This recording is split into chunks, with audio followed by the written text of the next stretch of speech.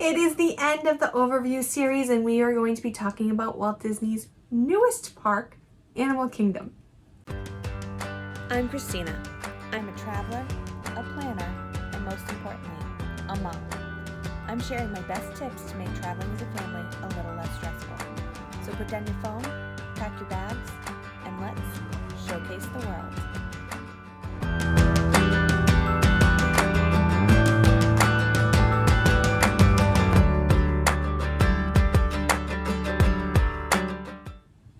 So I do say it's Disney's newest park because it was the last to open, but it did open in 1997. So it's not really super new anymore. Animal Kingdom is basically a park that celebrates conservation. Conservation of animals, conservation of plant life, conservation of planets. So when they did announce that they were adding Pandora, the world of Avatar here, there was a little bit of confusion in terms of, does it really go with what the park's mission was? And they really do a great job of talking about conservation. Dinoland talks about conservation in terms of, if we don't start conserving, this is what's going to happen. Things are going to go extinct. So that's basically the overarching thing of the park, exploring. My shirt says Wilderness Explorers. I don't know if you've noticed my shirt series. It's by Polka Pixie Dust, one of my favorite shops, small businesses to sponsor, but they have a series for each of the different parks. This one's Wilderness Explorers because you are exploring wilderness. You're exploring the wilderness of Asia, of Africa, of Pandora, and of Dinoland. And then there's also the Discovery Island is kind of the hub that it's on in the middle of the park where you just need to discover. So if you're going to run from attraction to attraction, this park is not going to take a whole lot of time for you because there's not a ton of attractions. The thing here is that you really need to explore the lands, explore the trails, really have fun with discovery, with learning about different animals and things. So it's kind of very similar to Epcot, where you want to take your time and see the details and interact with the animals. So I used to be one of those people who ran from attraction to attraction. I didn't think Animal Kingdom was a full day park.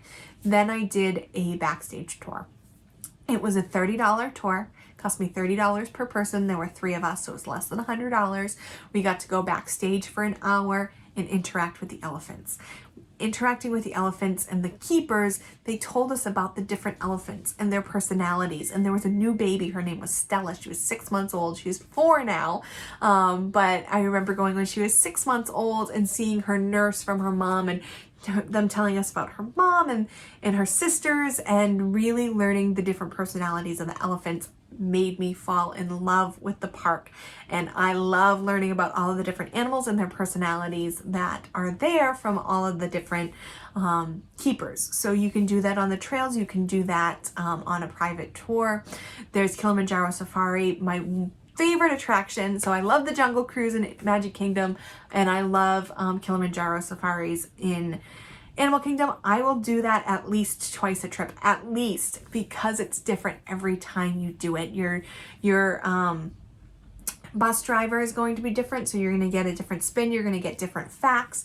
You're going to see different animals, because there's no way that these animals are just live and they're living their lives. There's no way to coordinate what's going to happen. They can't make it the same every time, like the Jungle Cruise.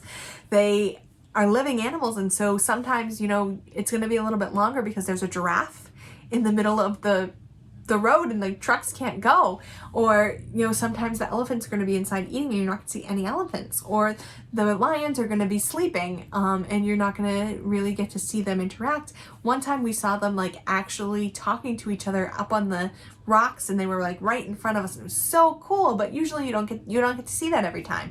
So I love doing Kilimanjaro Safaris twice. I love doing Expedition Everest twice. It's an outdoor roller coaster, and so doing it during the day is completely different than doing it at night. So you definitely want to spend at least a full day at Animal Kingdom so you can experience these things in the morning and at night, because they're completely different experiences. One's not better than the other. They're just different. Pandora, the world of Avatar, is the newest land. You will find Flight of Passage there, which frequently does have 3-hour waits. So you definitely want to do that first thing in the morning. You want to get there about an hour before the park opens, or you want to fast pass that one. Navi River Journey is the other attraction in Pandora. It's a slow moving boat ride, similar to Pirates of the Caribbean or It's a Small World.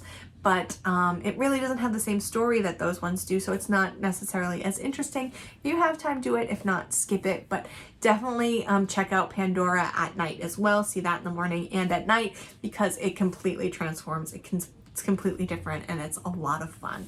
And so for younger kids, there's a lot of attractions that do have height requirements here. Kilimanjaro Safaris does not. It's Tough to Be a Bug does not, but I do find It's Tough to Be a Bug pretty scary. I also find Dinosaur actually scares the crap out of me.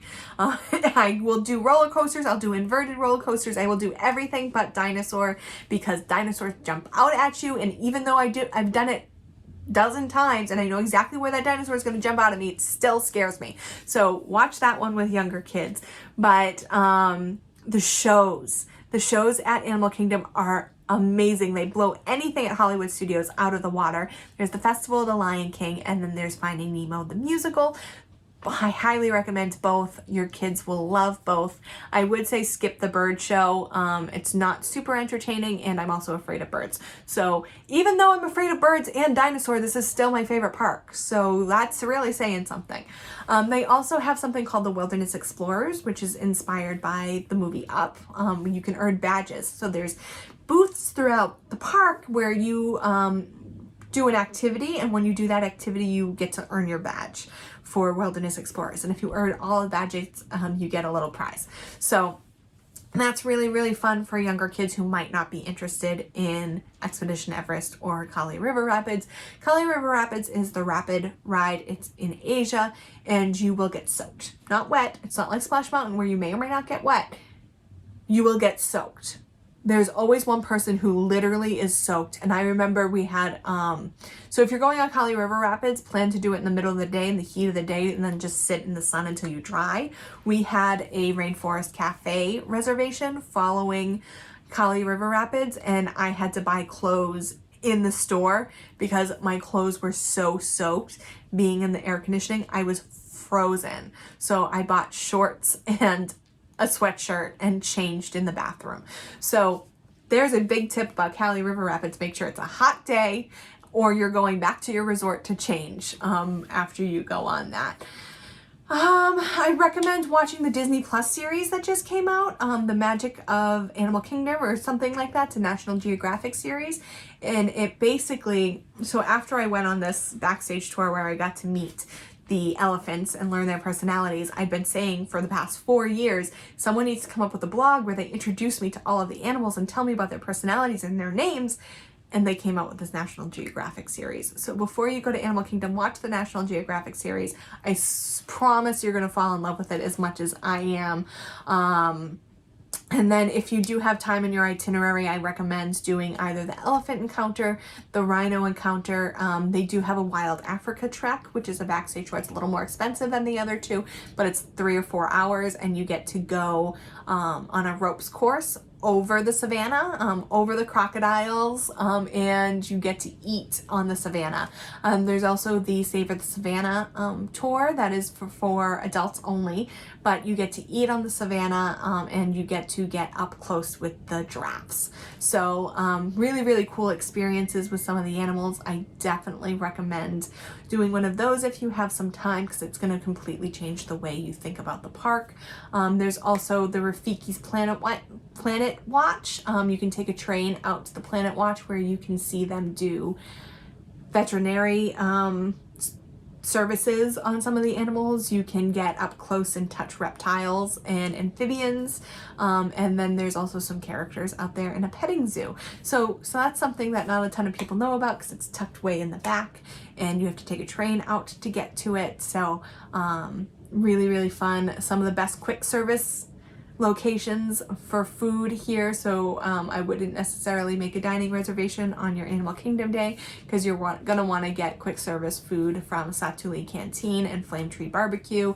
The Nomad Lounge is a great lounge with some drinks and snacks, and Tusker House is my favorite character meal. I did say you might not want to make reservations, but Tusker House is my favorite character meal at Walt Disney World. It has Mickey and friends in their safari gear and has African, Northern African inspired food. So when you're thinking Northern African, you're Middle Eastern hummus and tabbouleh and couscous and some of those Mediterranean dishes, in addition to some American favorites because they have to appeal to everyone. But some of the best food at any character meal. So if you do want a character meal with Mickey, I recommend the one in Animal Kingdom, doing that on your Animal Kingdom day. So those are the 4 parks. I hope that helped you decide where you want to spend some time, what you're going to be interested in. Of course, if you booked your trip with me, I will help you navigate all of that. Thank you so much for joining me. Hit the bell and take a break from the busy.